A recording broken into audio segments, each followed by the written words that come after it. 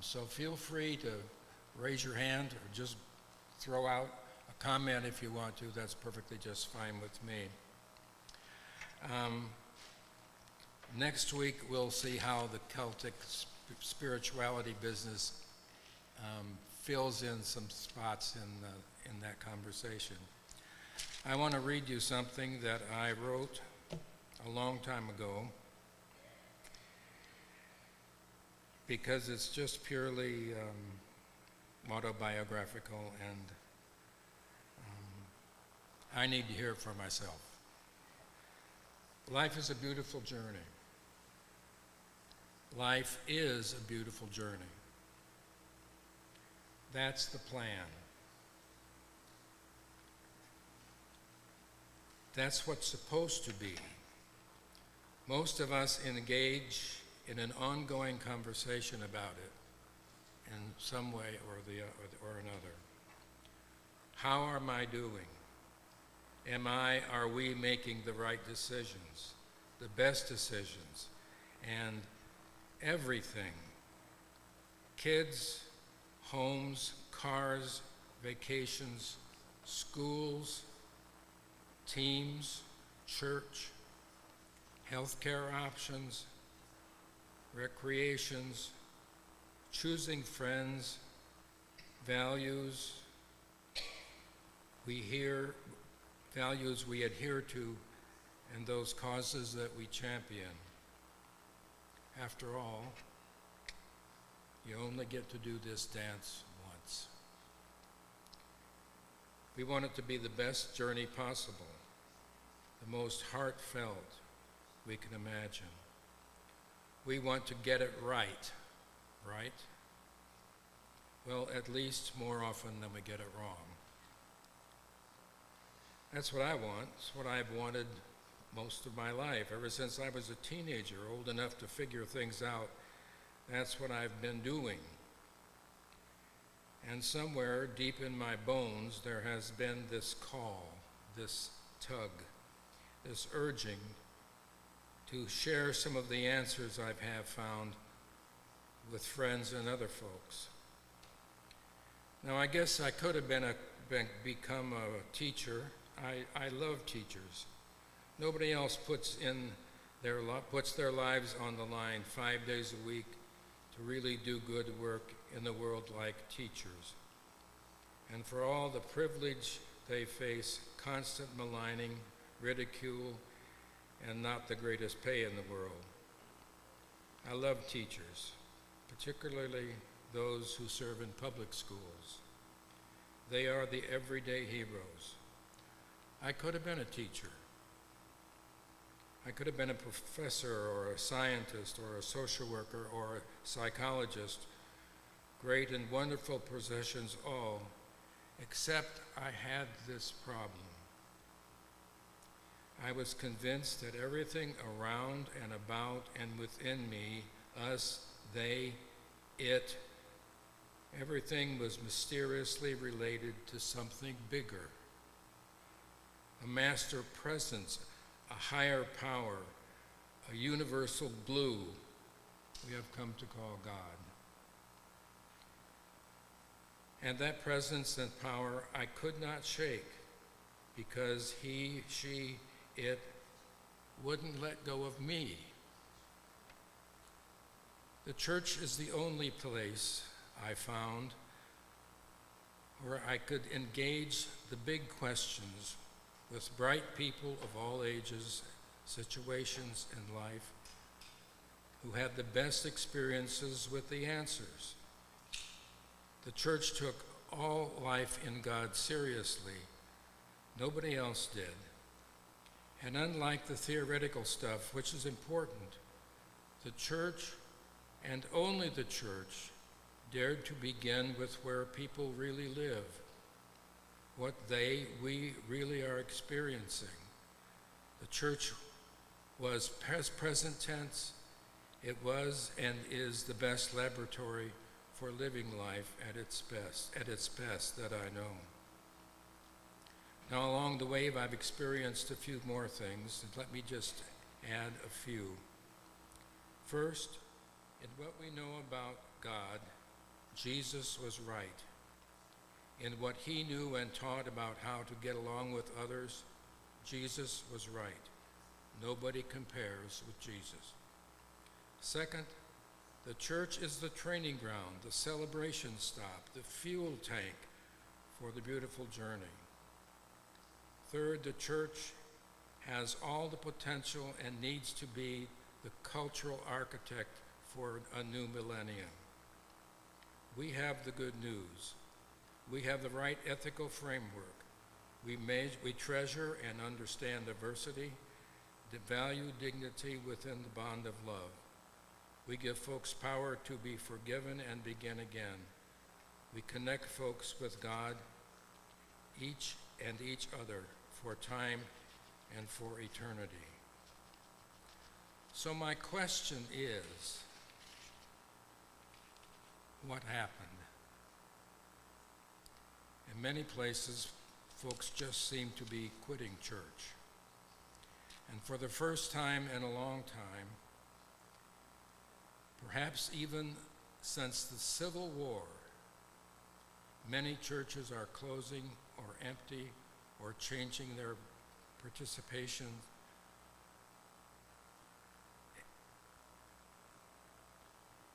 The fact is that now folks are identifying with church at the rate of 47% of the population, and that's all. Here are some guesses on my part about what's been happening to the church, and I'd like to hear yours as well. Let's start with the one that's obvious, COVID-19. Any experience that you've noticed that's been, besides the fact that we've kind of shut things down and opened things up, I just, if it hadn't been, for electronic media, what would have happened to this church or any church if we didn't have that strange connection? You think people will come back? We don't know yet, do we? Any other comments about things about you've had as far as COVID-19 is concerned? Yes.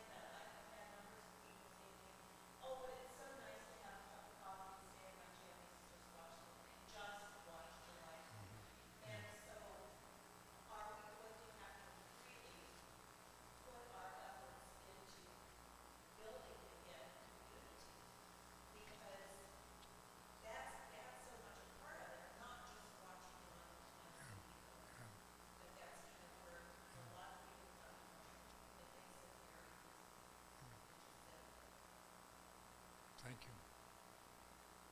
Good observation. Well, let me give you a couple more. When this building was finished, one Sunday morning I walked back and was coming in early for church, and there was this woman and her husband and their two little boys. And she said, well, this is the last time you're going to see us for a while. And I said, oh, what's that about? And she said, soccer practice is going to be on Sunday morning. Sorry, soccer practice is going to be on Sunday morning, beginning next week. Now, listen to Tom's sermon about, how many different places he took his family. Churches have tried to do a lot to counteract that, by doing special other services, times, and dates, and all that kind of stuff. But sports is taking a chunk out of church participation, I would argue. Anybody want to comment on that? Yeah. I have thought for a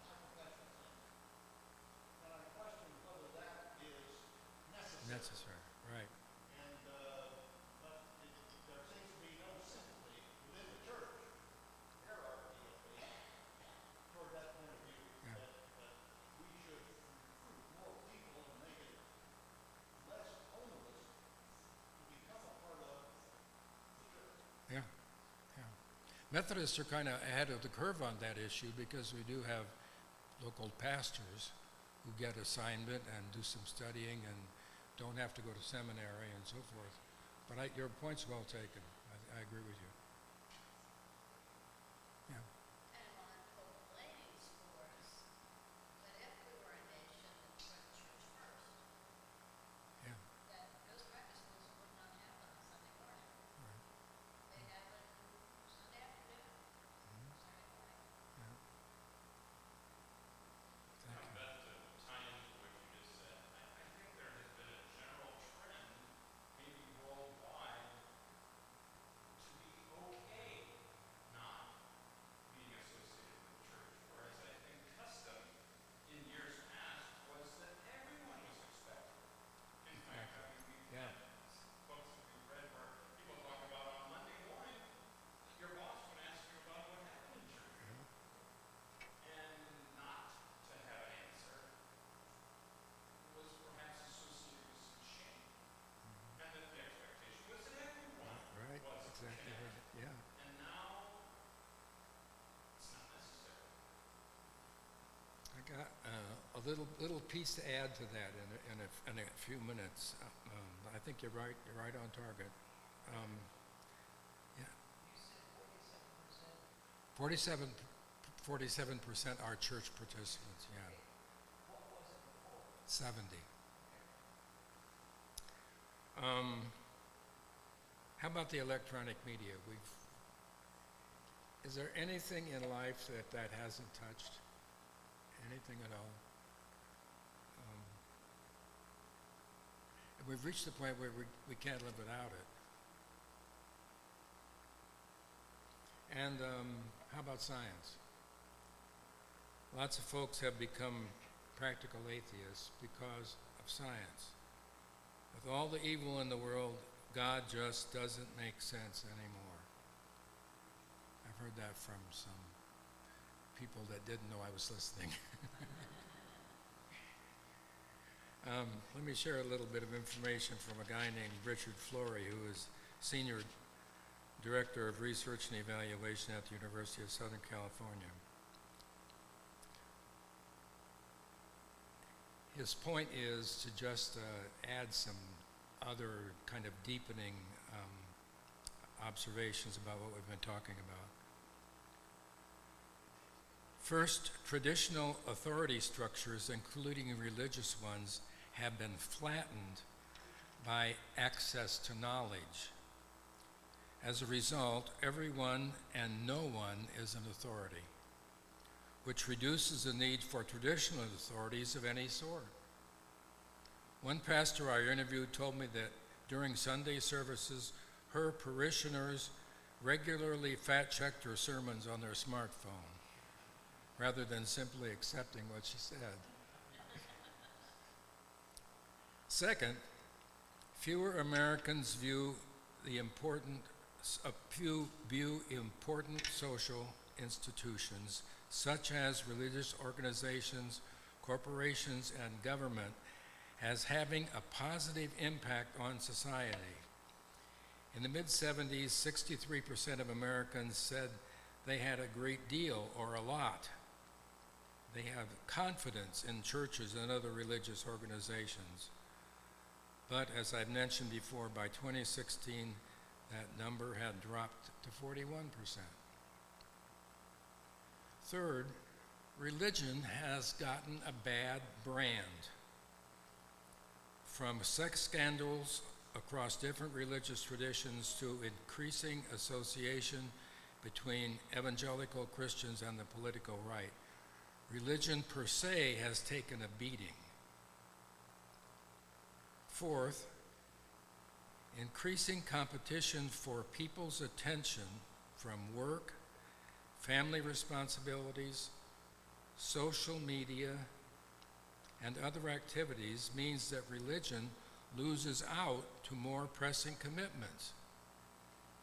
Several people we have interviewed for our current project have told us that religion just is not as important for them, suggesting that involvement with the religious group is yet another social obligation rather than a time of reflection, conversation, and renewal. Finally, this one really gets me. Personal choice is a bedrock feature of American culture. Individuals choose professional affiliations, diets, club memberships, and a myriad of other associations, with religion being one more affiliation that is chosen by its adherents. Many young adults have been raised by parents who have encouraged them to make up their own mind about going to church, resulting in their choosing none of the above. In sum, the knowns category, or nuns, but we pronounce it knowns, is a fuzzy one, with many maintaining some type of religious or spiritual beliefs and practice. However, the bottom line is that the data shows consistently and clearly that over time, formal religious institutions are losing ground in American culture. And yet, here's the big and yet.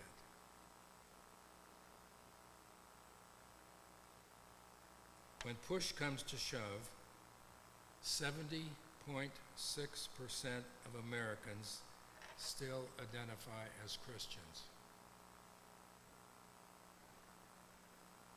That's an astounding percentage.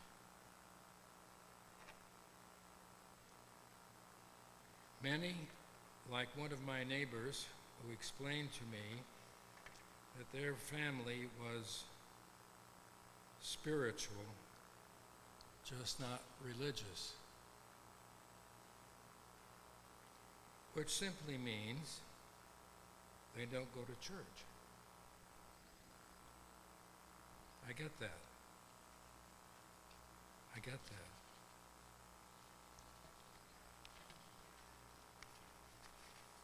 But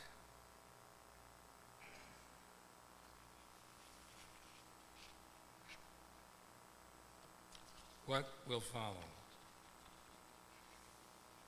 Lost my page here.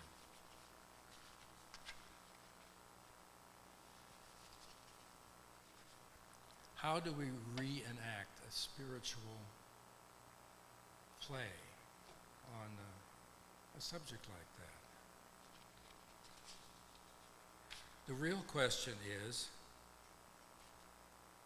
how can you learn to be Christian without church?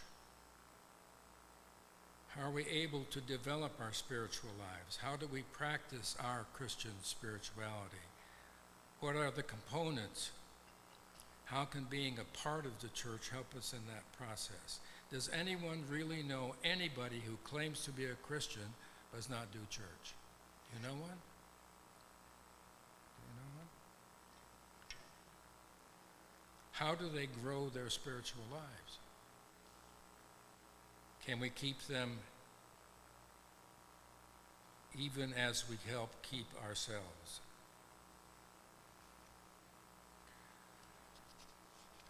Which brings us to the question of spirituality. I've got a handout. I didn't write this, it's got some strange language in it, but I didn't want to mess with this.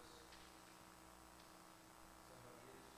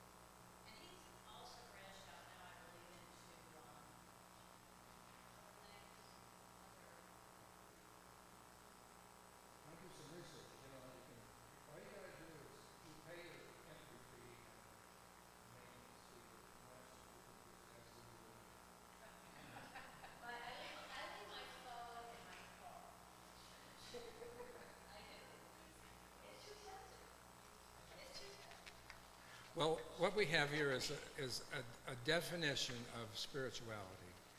And the reason I did this is because it's going to get us to the Celts. Now, this doesn't have anything to do with the Boston Celtics. I mentioned that before. Or the Celts are really interesting in the same way that the Native Americans are interesting. They kind of are like each other. Except the Celts didn't have the powerful influence of Socrates and Plato and Greek philosophy to back them up. And so they are much more free-flowing, but some incredible things happen as a result of that. I'm going to stop there on that issue because that's where I'm going to be picking up next week and the week after a little bit. Okay, so 5 ways about talking about spirituality. 5 strands of a rope. And the first sentence in each of these is more important than how the different lines are attempting to make some additional information. There are the 5 periods or 5 suggestions, and let's just take a look at these. Personal growth toward wholeness is the first one. And what this is referring to is the development of potential, dynamic terms, self-actualization, language of ultimacy that's varied, or a journey, but it doesn't have any religious overtones. This is, how am I doing? How am I doing? And that's kind of what you might call secular spirituality. Then we get to the kind of spirituality that relates to the ultimate. And when he talks here about ultimate, he's talking about God or the Holy Spirit or that religious piece. Some named ultimates: God, Christ, Holy Spirit, Church. Others left nameless: life force, mystery, a greater power, experience of transcendent mystery, grace. Transcendence comes to us. Conversion. God comes to us from outside. We can't prepare for it or bring about it ourselves. We can just put ourselves in a place where it might happen. Third, spirituality as religious practice, and this refers to, the worship and prayer and meditation and so forth. Something intentionally done. And then spirituality as social concern, which is what we saw today happening in the film and the missions, the mission that was taken. There was something very powerful about that, and we know it's catching. Anyway. And finally, spirituality is a mystical experience. There is some ego loss in the ineffectual transcendence that you experience. And it's the most difficult kind of spirituality to talk about. Now here's now my question. How's my neighbor getting that?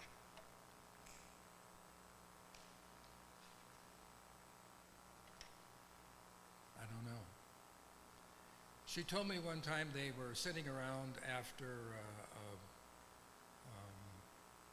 campfire, and in some strange way the conversation turned to Jesus.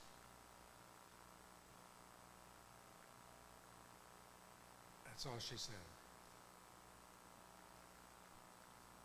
All she wanted to say, or all she had to say, I don't know. But that's the question. Right. Yes.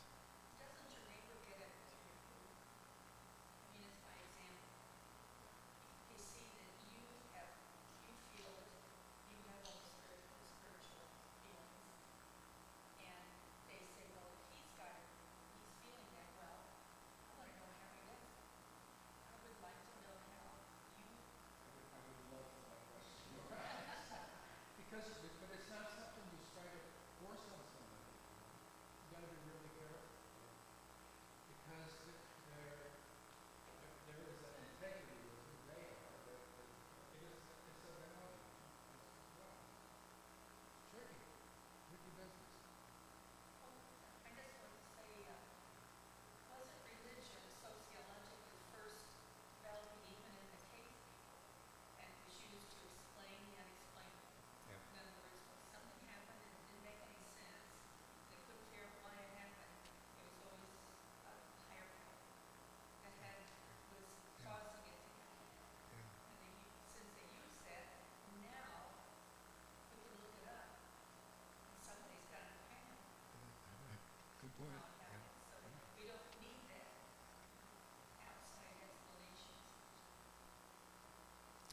Well, is anybody here have Celtic background that you know of? Anybody from, say where or how?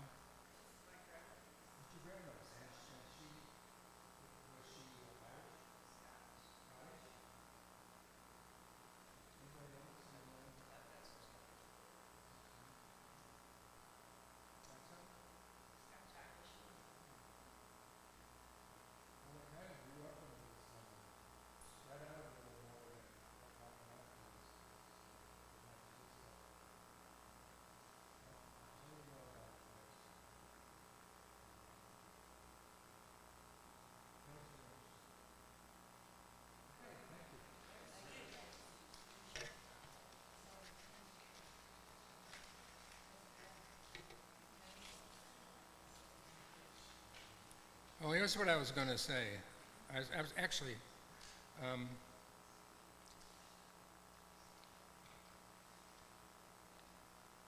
we will have the first of 3 conversations this morning about spirituality in the Celtic tradition. Now, this doesn't have anything to do with the Boston Celtics or Brad Stevens' new job. Anyway, enjoy.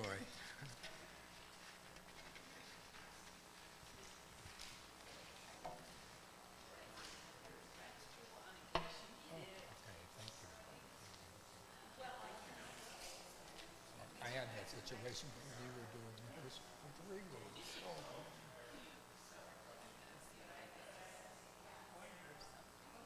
I'll give you an hour.